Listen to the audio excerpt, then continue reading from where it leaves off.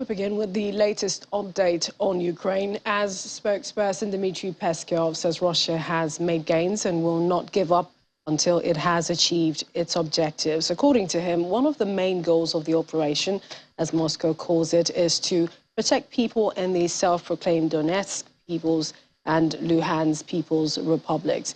He says the measures have been taken to ensure their protection and certain results have been achieved, and that these efforts will be continued until all goals have been attained in the special military operation. Meanwhile, NATO Secretary General Jens Stoltenberg has warned Western countries they need to prepare for the long haul, saying the conflict is becoming a war of attrition.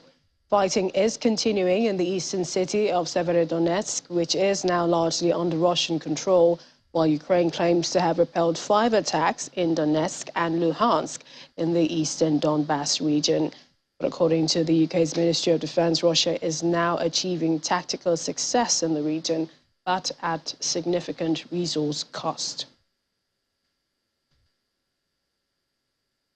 Ukrainian President Volodymyr Zelensky has pledged to continue defending his country as Russia's assault on its neighbor entered its 100th day. In a video message released by the Presidential Press Service, Mr. Zelensky was seen surrounded by members of his team, including the presidential advisor, the chief of presidential staff, the head of his party, and the prime minister, all standing outside the presidential office. In his words, "We have been defending Ukraine for 100 days. Victory will be ours. Glory to Ukraine." A war that Western countries believe Russia planned to win within hours has gone on for more than 3 months, with Moscow having been driven back from the capital, but launching a huge new assault in the east. Meanwhile, the United Nations officials has warned that a protracted war in Ukraine threatened a hunger crisis in the country and around the world. The UN Crisis Coordinator Amin Awad said at least 15.7 million people in Ukraine were now in urgent need of assistance and protection, with the number rising by the day. He told an online media briefing that when winter comes, millions of people will be exposed given the destruction of power plants and fuel depots. Nearly 14 million people, a third of the population, have been forced to flee the fighting, and another 15 to 16 million stayed home but had lost their livelihoods. Humanitarian relief had helped more than 1.5 million people so far. It could reach 8.7 million by August, 25 million by the end of the year, he also said. The conflict has also fueled surging prices for grains, cooking oils, fuel, fertilizer globally. Russia and Ukraine account for nearly a third of global wheat supplies, while Russia is also a key fertilizer exporter and Ukraine a major supplier of corn and sunflower. 100 days of war, 100 days of suffering, devastation, destruction, and a massive scale, 100 days of unabated warfare, and 100 days of lives lost and people uprooted. The lives of millions have been shattered. At least 15.7 million people in Ukraine are now in urgent need of humanitarian assistance and protection. Numbers are rising by the day as the war continues, ravage and with winter around the corner, where millions of people may be exposed because of the destruction to power points, power plants, fuel depots, and expected freezing temperature in this part of the world. The impact of the war across the region and the world is profound. There are 1.4 billion people that can be affected because of the shortage of wheat and other grains. The export of food from Ukraine and fertilizer from Russia impacted the world negatively and created inflation, food crisis, especially in fragile states and states in transition in the Sahel of Africa, in the Horn of Africa, but also in populous nations. And the crisis continues to deepen. 1 million persons. Ukraine of the UN. The president of Senegal and African Union President Macky Sall has met the Russian President Vladimir Putin. The meeting is coming on the heels of Russian-African relationships and also on wheat and fertilizer sanctions against Russia. The two men have been meeting in the southern Russian city of Sochi. Before the conflict, more than 40% of wheat consumed in Africa came from either Ukraine or Russia. Before he left Senegal, President Sall's office said the visit was aimed at freeing up stocks of cereals and fertilizers that are currently blocked in Ukrainian ports. According to Russia's president, he said, quote, "We think that with Africa in general and its individual nations, we traditionally have very good relations. I would even call them friendly relations without exaggeration." He said Africa has huge potential, and based on that, we will continue to develop our relationships with Africa and its individual nations. Mr. Putin said that his country has always been on the side of Africa and supported the continent in its battle against colonialism. For President Macky Sall, he said, "You have seen the different votes at the United Nations, the position of Africa. Despite enormous pressure, the majority of African countries have avoided condemning this situation." Macky Sall also appealed to President Putin, saying that in reality of all that is happening, that he is aware that the countries, even far from the theater of the Ukrainian conflict, are the victims of this economic crisis, and saying instead work together to resolving the problems. Ukraine's defense minister Oleksiy Reznikov said he believes that the Kremlin was trying to move the war into a protracted phase by building layered defenses in occupied regions in the south of the country. Reznikov also mentioned that NATO should consider granting Ukraine de facto rather than de jure membership of the alliance when it discusses its strategy for the next 10 years at a summit in June. Asked when Ukraine will be able to reverse Russian gains and drive Russian forces out of eastern Ukraine, he said, "I forgot my tarot cards in his house," that he forgot his tarot cards at home, and that he cannot make a forecast definitely what month that will be and when indeed they will kick them out, in his words. But he says that he hopes that it's an absolutely realistic plan, and he hopes they will do it this year. At the same time, the Kremlin is trying to move the war into a protracted phase. The situation in the temporarily occupied part of Ukraine's southern regions, primarily in Kherson Oblast, is proof of that. Instead of advancing, the Russian army is constructing layered defenses. And I think that if we are talking about the membership of Ukraine with NATO de facto, not de jure, it could be the good idea if in this strategy Ukraine will be also a part of this strategy, because we also are the part of eastern flank of Europe, eastern flank of NATO countries, eastern flank of EU. And I think it will be a win-win situation for all countries who are members of Ally, who are members of EU. The status, We need to liberate our land as soon as possible. To do that, we need heavy weapons, primarily MLRS. We also need artillery, tanks, aviation, anti-ship complexes, UAVs, anti-aircraft and anti-missile defense systems. We need them fast. We need them in the numbers matching the scope of the challenge we face. Popular opinion for the arms at the very top, MLRS. For more on the situation, joining us right now is Dr. Michael Ogu. He's a senior lecturer at the University of Babcock, Department of Political Science and Public Administration. Thank you for joining us on the program. Thank you for having me, Millicent. Good evening. Good evening. It's been 100 days since Russia invaded Ukraine. How would you describe these 100 days? Well, I think, there are so many horrible ways to describe it, but I think it's been 100 days of chaos, 100 days of uncertainty, because there's really no end in sight, from what we hear from the two parties, there's really no end in sight. So it's a very blurry vision that we see from here, and it's just unfortunate that this is the situation, but it is 100 days of uncertainty, as I've said before.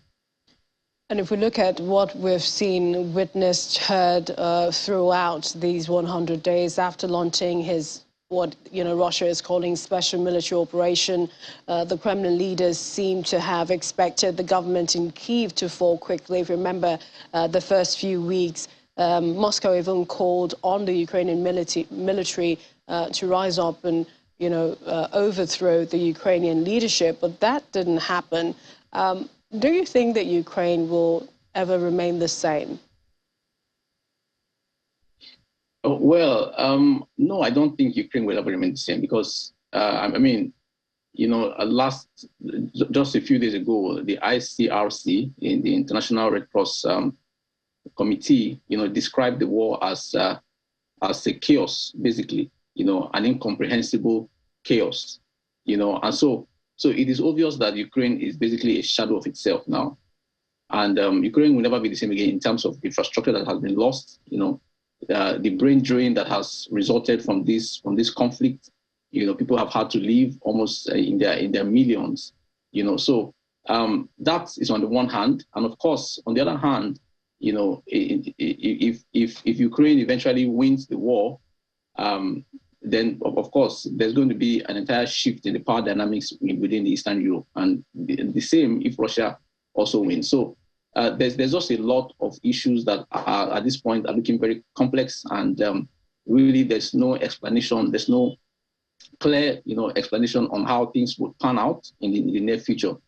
But it is unfortunate that this is the situation now. There seems to be a stalemate, which is not helping. Which is not helping at all, especially for Ukraine, which is on the receiving end of all of this violence and attack. So yeah, I don't think Ukraine will ever remain the same again.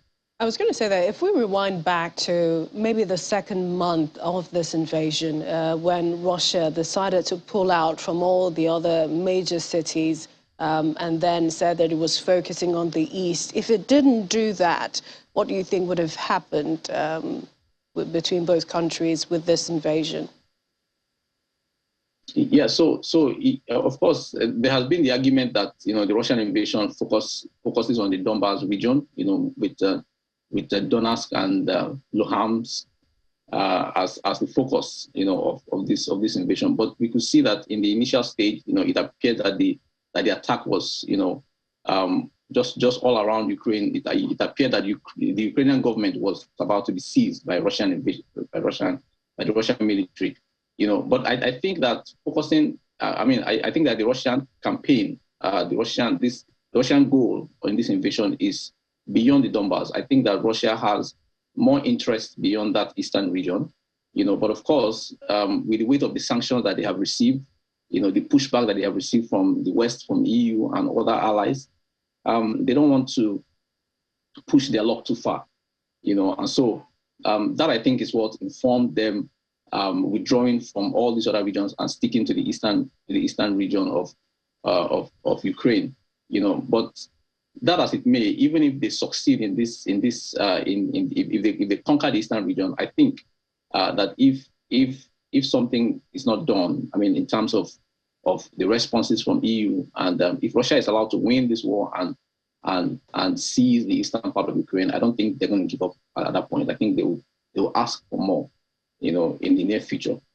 So there's just a whole lot that is at play, and sadly, people are going to reply to this, but that's the situation on ground.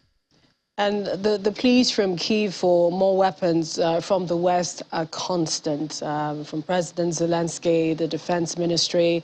But the U.S. recently made very clear that the longer-range missiles they will provide are not for hitting Russian territory. It fears an escalation. Moscow says, the U.S. and other countries are adding fuel to fire. But some people, like the Baltic republics, have voiced frustration over what they are calling as the West's reluctance to give Ukraine everything it needs. Is this valid? Well, I don't think the West can give Ukraine everything that it needs, right? Because if that were the case, then of course the West, and EU will also allow Ukraine to come into NATO and all of those other things, which we have seen how they played out in the past.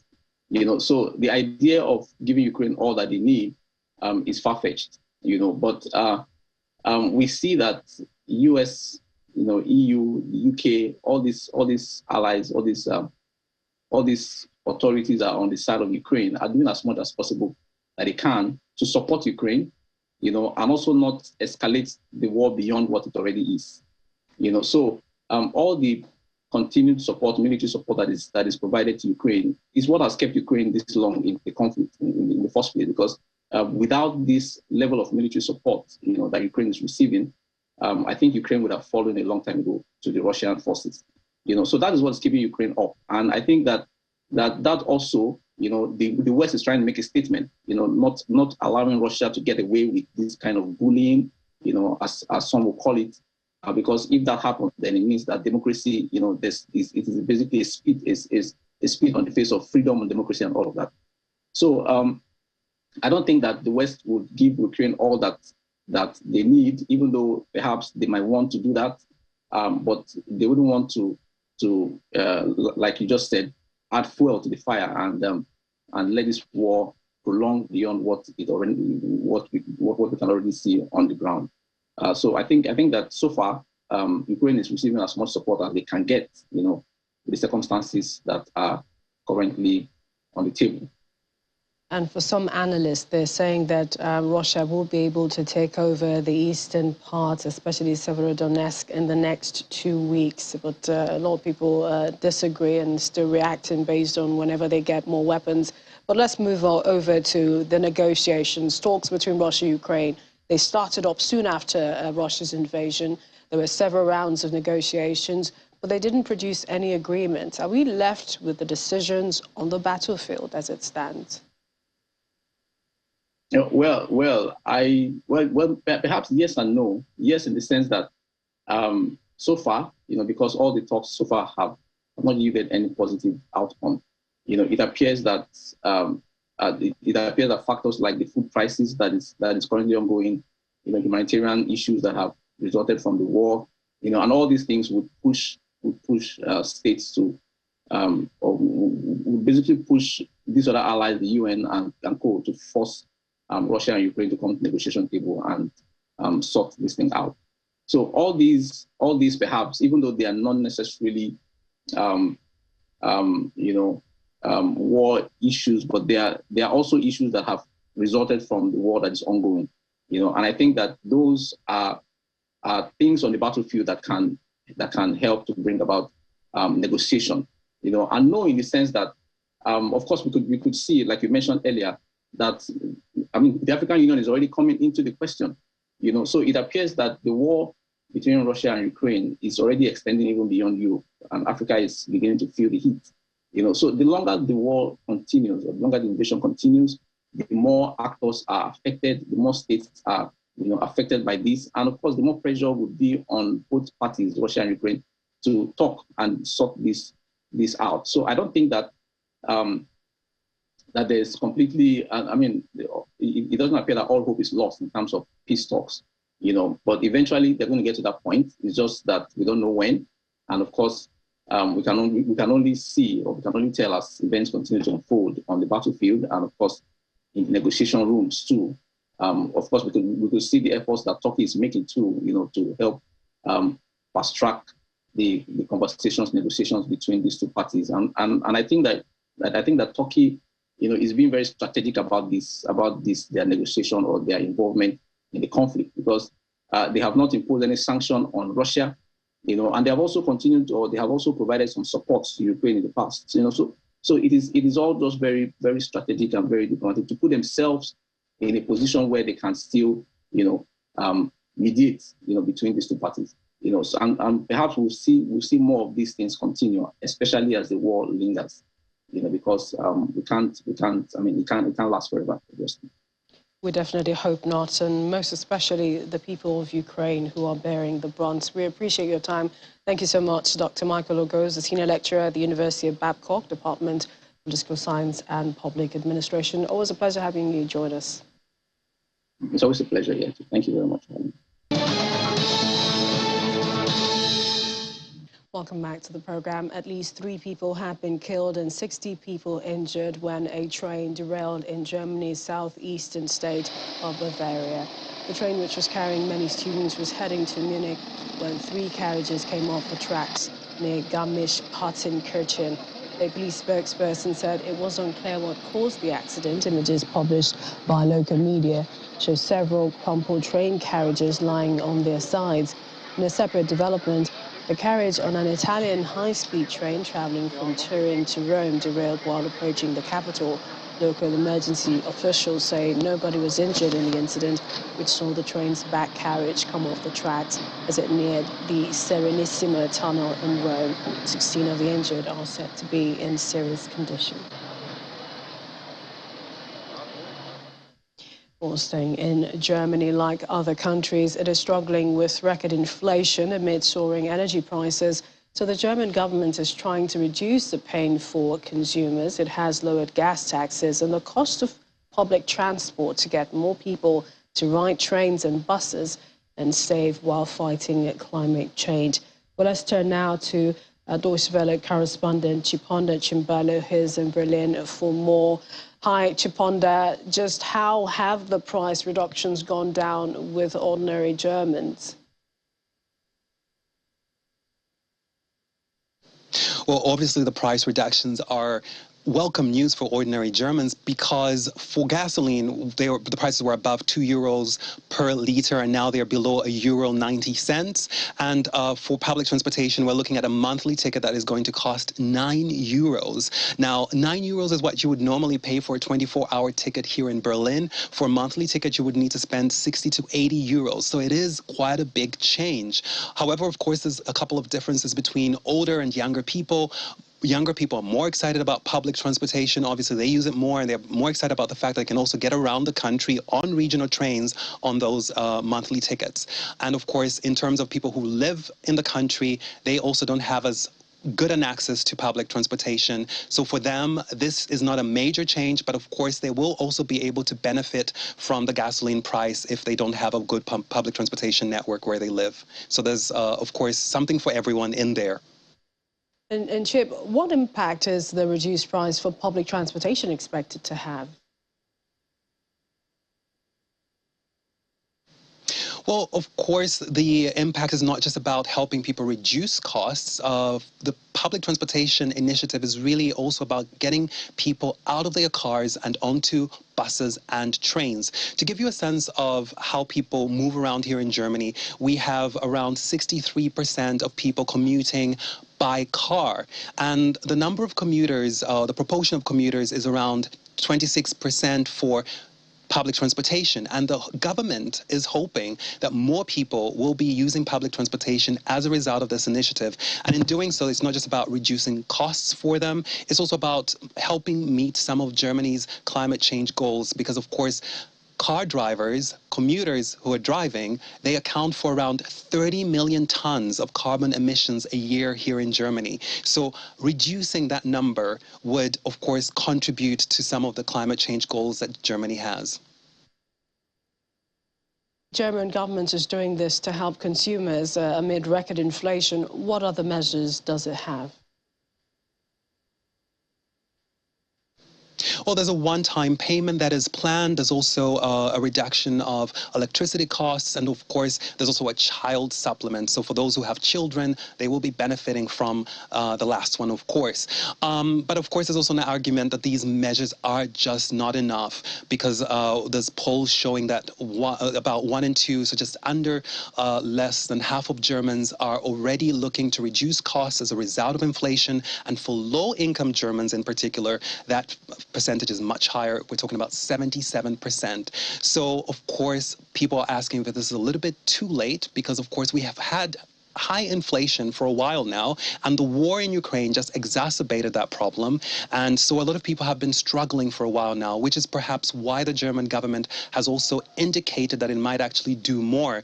But if people have been struggling for a while already, the question is whether that is enough. Chiponda Chimbalo, Deutsche Welle correspondent, joining us there from Berlin. Many thanks. Moving on to other stories now. London and Pyongyang have established diplomatic relations in 2000 and have maintained their respective embassies despite North Korea's worsening ties with the West over its nuclear and other weapons development.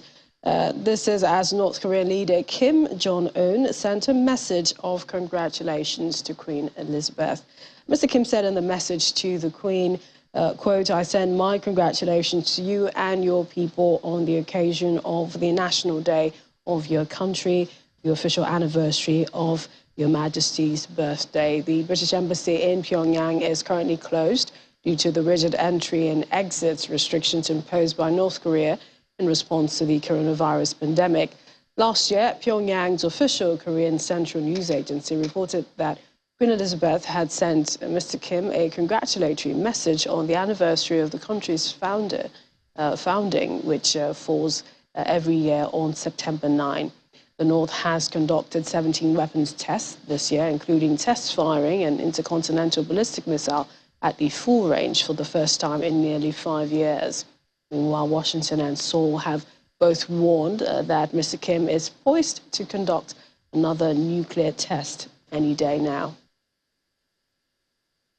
And guests with MBEs, that's Member of the Order of the British Empire, were among some of those invited to attend the Platinum Jubilee Thanksgiving service at St. Paul's Cathedral today. The Queen announced yesterday that she would not be attending after feeling some discomfort during Thursday's trooping of collar and balcony flypast.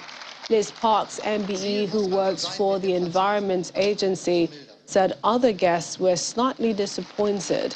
Prince Andrew missed the service after testing positive for COVID, but Meghan and Harry have walked the steps of St. Paul's, the first time the public will see them as part of the Jubilee celebrations. Consultant anesthetist Dr. Subramaniam Balachandran was awarded an MBE for his service to providing appropriate PPE to health workers during the pandemic. Bridget Stratford, MBE, and Nisha Webster had travelled from Newcastle to attend the service. They work for NEST, that is Northeast Solidarity and Training, supporting refugees and asylum seekers. They've recently been working to support Ukrainian refugees who have arrived to the UK.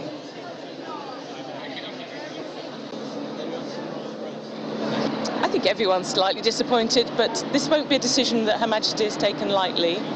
So it's really important she can enjoy this in comfort, and we know that she will be with us in spirit.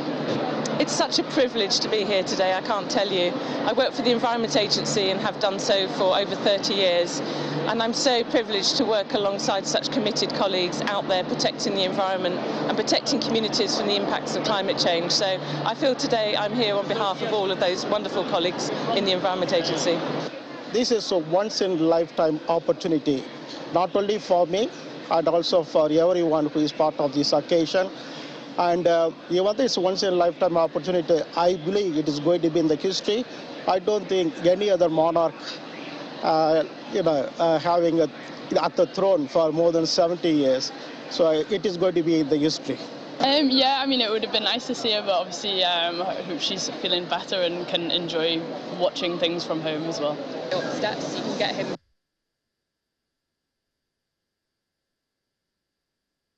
Still on the Queen's Platinum Jubilee celebrations, Britain's Prince Charles and his wife Camilla, Duchess of Cornwall, arrived for a lunch reception at London's Guildhall.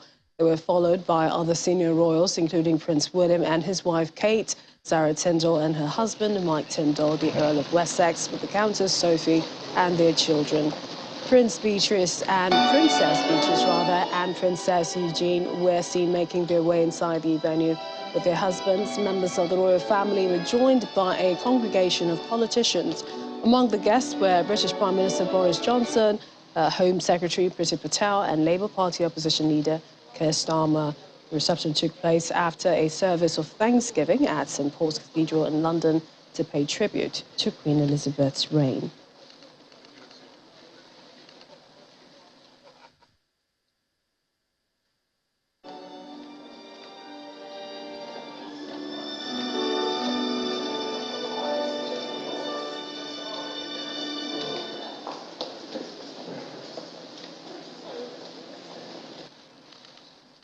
Meanwhile, the Duke and Duchess of Sussex joined for their first royal event together since leaving the United Kingdom 2 years ago to the United States.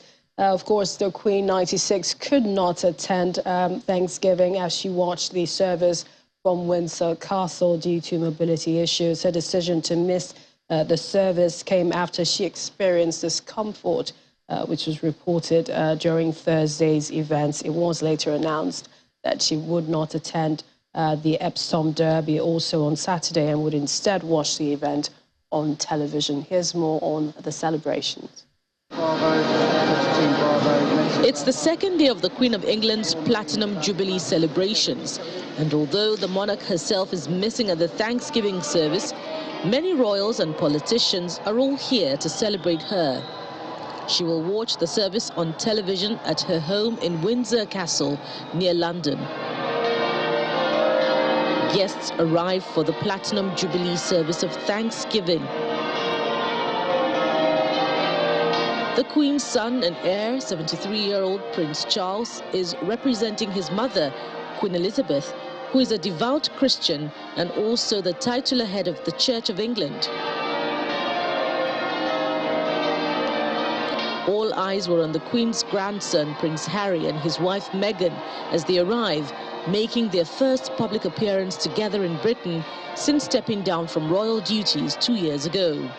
Also absent is Prince Andrew, the Queen's third son, who is said to have tested positive for coronavirus. Royal fans and supporters gathered outside St. Paul's Cathedral early on Friday morning to pay tribute to Queen Elizabeth. For punters who gathered early to catch a glimpse of the royal family, the Queen's absence was a disappointment, but it was understandable. Very upset about the Queen in particular. I'm sure the Queen would have been, if she attended, be upset her son couldn't have been with her as well. But, you know, it's important that she looks after her health. We want her well, we want her to keep going. You know, it's a disappointment, yes, but we think it's more important that she keeps well. So we understand, and we're happy that she'll probably be watching from home, and hopefully she'll see that how much she's loved and appreciated. 4 days of events kicked off on Thursday when a beaming Elizabeth waved to crowds from the balcony of Buckingham Palace after a military's parade and Royal Air Force flypast. The celebrations continued with a national service of Thanksgiving at London's St. Paul's Cathedral to pay tribute to the sovereign's 70 years on the throne. The Queen, who is 96, has been forced to cancel a series of engagements recently due to episodic mobility problems. And it's over to the United States, where President Joe Biden has said the U.S. should ban assault-style weapons in high-capacity magazines to tackle the carnage of gun violence. Addressing the nation after a spate of mass shootings, Mr. Biden said too many places had become killing fields. He said if a ban was not possible, the age limit for buying such weapons should at least go up from 18 to 21. But deadlocked on the issue between Republicans and Democrats in Congress means progress is seen as unlikely. In order for any laws to pass, Republicans in the Senate need to back them, which proves difficult because they defend access to guns as a constitutional right for every American.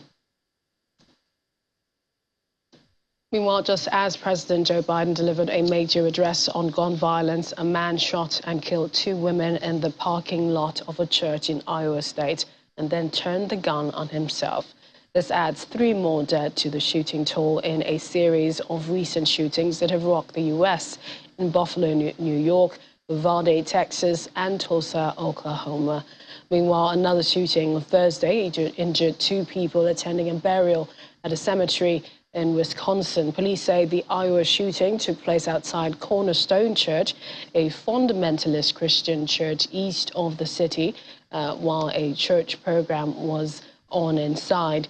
The United States has been shaken in recent weeks by the mass shootings that killed 10 black residents in upstate New York, 19 children, 2 teachers in Texas, 2 doctors, a receptionist, and a patient in Oklahoma. Several 911 calls indicating that there's a shooting that took place outside of Cornerstone Church, which is located just east of Ames, Iowa. The callers indicated that there was a shooter outside and that there had been a couple people shot at that time. The information I can provide right now is that we have confirmed that there are 3 deceased individuals. One of those individuals we believe to be the shooter. There were other individuals at the church at the time this happened. They are currently inside, and we're working with them as part of the investigation. Our Washington, D.C. correspondent Maria Bird joins us right now. Hi, Maria. I mean, in recent weeks, it's been quite hard to keep track of the shootings that have taken place, and people really want to know what's going on. Talk us through the plans of President Biden. President Biden, as you stated earlier, spoke yesterday regarding this mass shooting incidents that have been occurring across the United States. And the plan is really to look for ways to be able to first put forward legislation that increases the number of background checks that are needed for someone who's purchasing a rifle or firearm. Also, what's being put in place is around ghost guns, being able to limit the purchase of those items needed to have ghost guns. We've already seen some states have already banned ghost guns. We also see California has already put in additional laws in place to restrict the ability to purchase guns without additional background checks. And so Congress has been back in session just for those who are in the Judiciary Committee as of today to mark up those legislations that hopeful when they come back from recess next week, the full Congress will be able to then deliberate on this and hopefully get something passed very soon. And so the plan is for the president to put pressure on the legislatures to try to put forth laws that will enable Americans to, at some level, have additional safety measures. But many Americans are calling for more. There are protests today, anti-gun violence protests today that are occurring that are requesting that the president and the legislatures do more to ensure the safety and security of Americans. We also know the Republicans have been very vocal on the rights of Americans to own a gun and defend themselves. And many wonder how likely that this could actually change. Do you see any urgency with, the legislatures in terms of trying to pass legislation to really regulate gun control and prevent the violence? You brings up something very key, which is the Second Amendment rights. Republicans have stood on that ground for quite some time now, and that is one of those, the right to bear arms, which many Americans have stood on. The question is, have we seen the type of violence and gun violence that will now say it's time to do something different? I think that many Americans are going to begin requesting that not only are we going to see a restriction and see additional background checks, but also mental health evaluations for those who are carrying guns. Now, that is a very far left idea, and it probably will not happen tomorrow. But I will say that as a result of what we've seen over the past few weeks, I think that even those moderate Republicans are beginning to see that something must change drastically and not just additional measures around background checks and restrictions on gun laws. Talk to us about the larger population, the different states, and really what they're doing. We also know that, several other states have different laws in terms of owning a gun, having one at home, and being able to carry one visibly for all to see. States do have the right to put in place their own laws that relate to guns. And so obviously guns going across state lines in many states is illegal, and so you cannot carry a firearm that's registered in one state to another state. You also have laws relative to, as we mentioned earlier, the ghost guns. I know Maryland specifically has put laws in place to limit that. You also have states like California who have done additional measures around background checks. And so individual states are trying to do what they believe their electorate is looking for them to do as it relates to gun safety and gun laws. We also know that those states that are heavily Republican and are going to probably see a little bit looser gun laws, and those that are heavily Democratic are going to see greater restrictions. So are we going to be able to see this, not only have the state legislations done, but also to ensure that federally we're able to have gun laws and restrictions that will preserve and potentially protect American lives? Correspondent, many thanks, and do enjoy your weekend. The Pakistani Taliban has announced an indefinite ceasefire with Pakistan's government after talks brokered by the Afghan Taliban government. The Pakistani Taliban, TTP, said substantial progress had been made at the talks in Kabul and the truce extended until further notice. Of course, local reports says that a Pakistani government official that the talks were moving in a positive direction. The TTP has been fighting Pakistan's armed forces for years. Also, the Tehrik-e-Taliban Pakistan wants to impose its own ultra-hardline interpretation of Sharia law in the Pakistani regions along the border with Afghanistan, a mountainous area which has long been a hotbed of militant activity. The group is said to be enjoying a close but ambiguous relationship with the Afghan Taliban. UN Secretary-General Antonio Guterres is warning that the global well-being is in jeopardy because humans have not kept their promises on the environment. The United Nations Environment meeting kicked off in Stockholm, Sweden, Thursday, placing premium on urgent and inclusive climate action for guaranteeing the healthy Earth. The two-day meeting, called Stockholm Plus 50, a healthy planet for the prosperity of all, our responsibility, our opportunity, has convened as the world is facing the triple crisis of climate change, biodiversity loss and pollution. Recently reported that there is a 50% chance that we could temporarily breach the Paris Agreement limit of 1.5 degrees Celsius in the next 5 years. We cannot let that happen. We must cut greenhouse gas emissions by 45% by 2030 to reach net zero by 2050. And developed nations must at least double support to developing countries so that they can adapt and build resilience to the climate disruption that is already happening. And to health, with a sharp drop in coronavirus cases and an end of a 2-month hard lockdown, residents in Shanghai are out dining, enjoying picnics today to celebrate the Dragon Boat Festival. It's excitement in Shanghai as residents enjoy the first public holiday since lockdown was lifted. Many residents were also seen shopping at Shantanji, the city's popular shopping street, and said they were happy to be able to celebrate the festival after missing out on several other holidays earlier. Most restaurants are now allowed to serve groups of customers dining at open areas, while some stores have reopened their shop fronts for takeaways.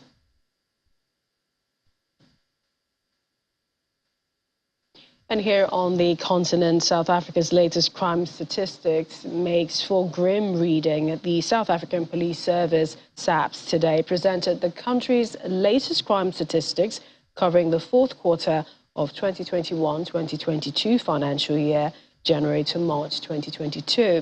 During the first 3 months of the year, 306 children were murdered, an increase of 37.2% from the same time last year, according to police. It also says that the total reported crimes during the period increased significantly, both as a result of reported crimes and a jump in the number of crimes detected through police activity. Our correspondent Brian Fugini reports. South Africa's Police Minister Bheki Cele, in a media briefing, released the quarter 4 2021-22 crime statistics, which has seen a grim reading with a double-digit percentage increase in most crimes. The first 3 months of 2022 have unfortunately been marred by more murders, more sexual violence, and more assaults compared to the same time period in the previous year. All in all, these statistics don't give us a good picture. January, February, and March 2022 was especially brutal for women and children in this country. 1,107 more people were killed in South Africa between January and March compared to the same period in 2021. Out of 6,083 people killed in the country,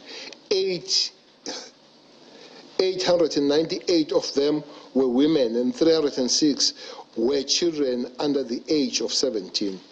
Giving a more detailed presentation was the head of crime research and statistics component, Major General Tulare Sekukune, who highlighted that the murder rate increased by 22.2%, sexual offenses by 13.7%, cash in transit heist up by 26.2%, and assault to cause grievous bodily harm increased by 18.1%, amongst other various crimes. We had an increase of attempted murders of 1,135, a percentage increase of 24.8.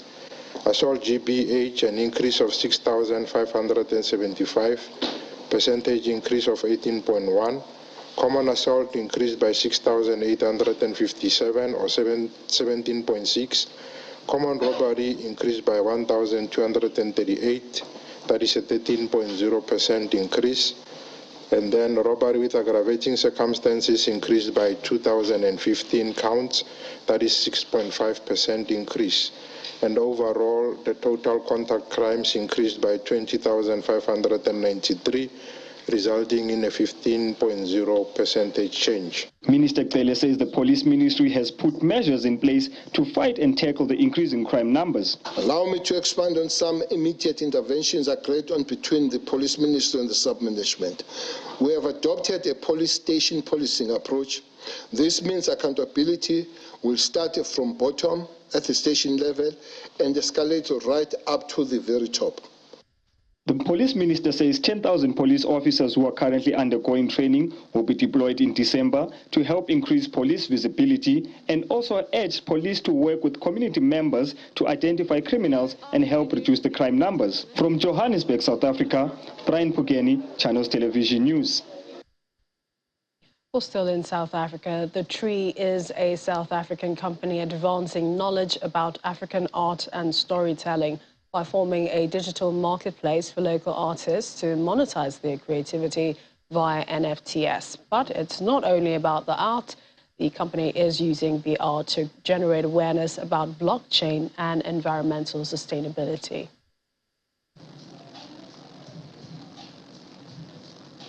Artist Fatuani Mokeli daubs yellow paint on a series of canvases, bringing 4 striking portraits of a woman into relief at his studio in Johannesburg. Paintings like these would have once been displayed in a home or gallery, but these days Mokeli, a South African artist, has made thousands of dollars by digitally minting them for patrons who can also hang them in their virtual world. This is possible through a new platform called The Tree, a South African online marketplace that allows locals to promote and sell their art as digital assets without the vast energy typically used in blockchain transactions.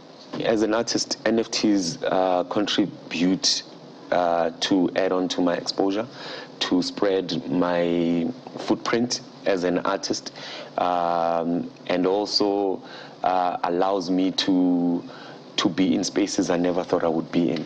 You know, I mean, there's a virtual world right now. People are buying land in it, and your art can be on those walls. It can be displayed on those walls. People who have properties there, or if there's like a stadium or a game, you can also have people buying your art and putting it there, and you make revenue. I mean, there's advertising space in this virtual world.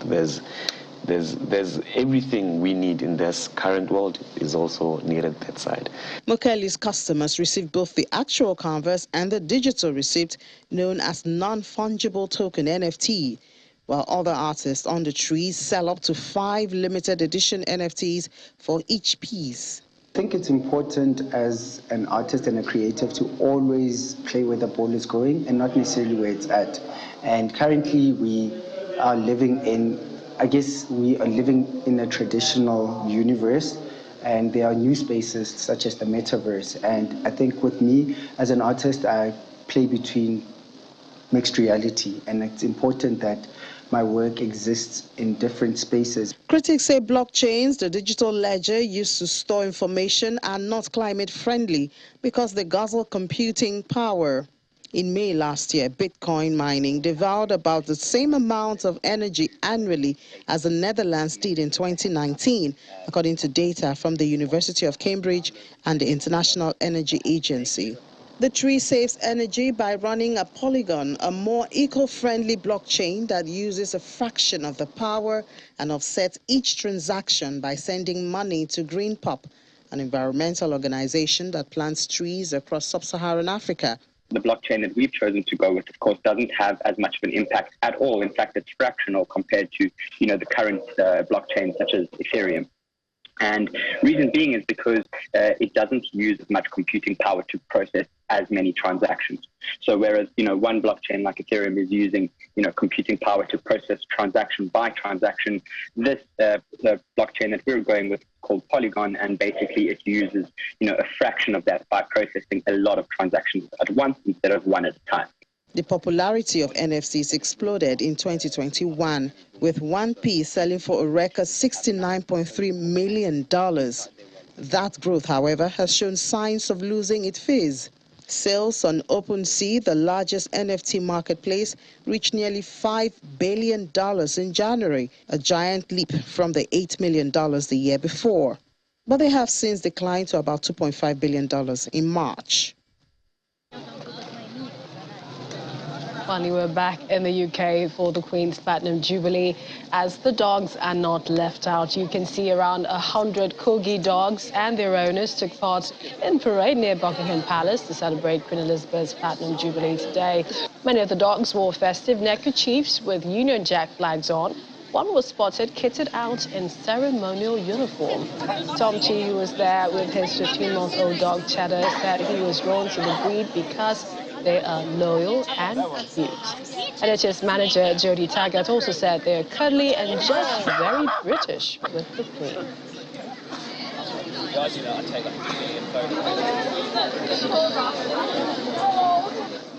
Of course, Queen Elizabeth has owned more than 30 corgis over the course of her reign, including generations of the same dog family. That's it on The World Today. Thank you for watching. I'm listening to Walker. Have a good evening.